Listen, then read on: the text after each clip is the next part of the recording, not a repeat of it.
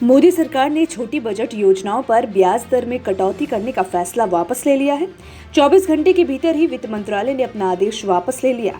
वित्त मंत्री निर्मला सीतारमण ने गुरुवार को कहा कि सरकार छोटी बजट योजनाओं पर ब्याज दर घटाने के फैसले को वापस लेगी और उन्होंने ब्याज दरों को 31 मार्च को खत्म हुए वित्त वर्ष की आखिरी तिमाही के स्तर पर लाने का आश्वासन दिया।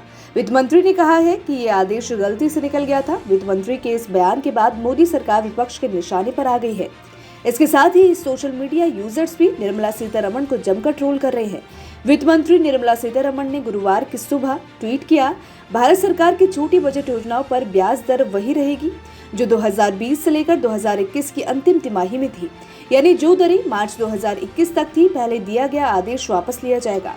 निर्मला सीतारमण के इस ट्वीट के बाद मोदी सरकार विपक्ष के साथ साथ सोशल मीडिया यूजर्स के निशाने पर आ गई है। इस बीच कांग्रेस महासचिव प्रियंका गांधी ने वित्त मंत्री के ट्वीट को रीट्वीट करते हुए लिखा, क्या निर्मला सीतारमण ने केंद्र सरकार के इस निर्णय को लेने के पहले समीक्षा की या कुछ सोचा, या फिर ये चुनाव के कारण मोदी सरकार ने अपना ये फैसला बदल दिया है। उन्होंने तंज कसते हुए कहा कि एक बार चुनाव जाने दीजिए, भाजपा अपना अनर्थशास्त्र फिर से लागू करेगी। कांग्रेस नेता रणदीप सुरजेवाला ने भी वित्त मंत्री पर निशाना साधा है। उन्होंने कहा है कि आपको वित्त मंत्री के पद पर बने रहने का कोई नैतिक अधिकार नहीं बचा है। उन्होंने ट्वीट कर लिखा, वित्त मंत्री मैडम, आप सरकार चला रही है या सर्कस? अर्थव्यवस्था के हालात की कल्पना ही की जा सकती है जब करोड़ों लोगों को प्रभावित करने वाला आदेश चूक से जारी कर दिया जाता है। आदेश में जिस अधिकृत अधिकारी का जिक्र है वो कौन है? वित्त मंत्री के पद पर रहने का आपको नैतिक अधिकार नहीं बचा है। मध्य प्रदेश के पूर्व मुख्यमंत्री और कांग्रेस के वरिष्ठ नेता दिग्विजय सिंह ने अपने ट्वीट में लिखा, चुनाव के डर से मोदी शाह निर्मला सरकार ने अपना गरीब और आम आदमी की स्मॉल सेविंग्स की ब्याज दर का निर्णय बदल दिया है। धन्यवाद, लेकिन निर्मला जी ये वादा भी कर दीजिए कि चुनाव हो जाने के बाद भी आप फिर से ब्याज दर नहीं घटाएंगी। दिग्विजय सिंह ने अपने ट्वीट में लिखा, निर्मला जी ये भी हमें बता दीजिए कि किसकी ओवरसाइट से ये आदेश निकले और ऐसे समय में जब भाजपा लोगों को लुभाने के लिए हर संभव प्रयास कर रही है, यह आदेश कैसे निकल गया। वही कांग्रेस नेता विनीत पुनिया ने अपने ट्वीट में लिखा, भाजपा केवल हम दो हमारे दो की सरकार है, जनता के बीच अपना भरोसा खो चुकी है। 2014 की ब्याज दरें नीचे दी गई है और आम भारतीय पर भाजपा ने बार बार आर्थिक चोट मारी है। बार बार लघु बजट योजनाओं, कर्मचारियों के पीपीएफ बजट खातों, किसान बजट योजना, सुकन्या की ब्याज दरों में भारी कमी की है।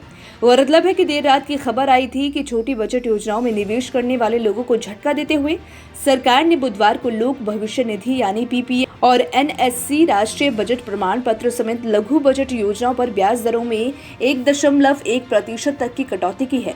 ये कटौती 1 अप्रैल से शुरू 2021-2022 की पहली तिमाही के लिए की गई थी।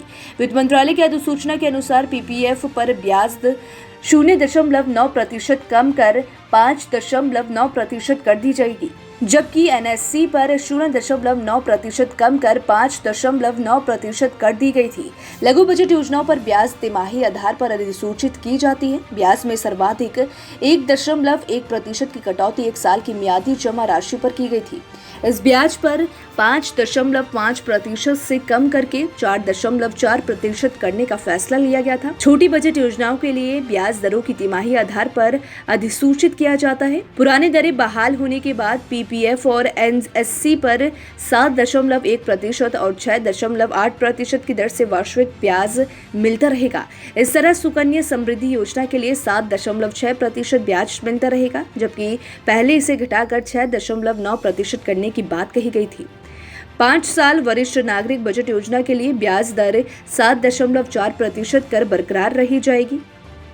वरिष्ठ नागरिकों की योजना पर ब्याज का भुगतान त्रैमासिक आधार पर किया जाता है। बजट जमा पर ब्याज दर 4% होगा, जबकि इसे घटाकर 3.5% करने का प्रस्ताव था।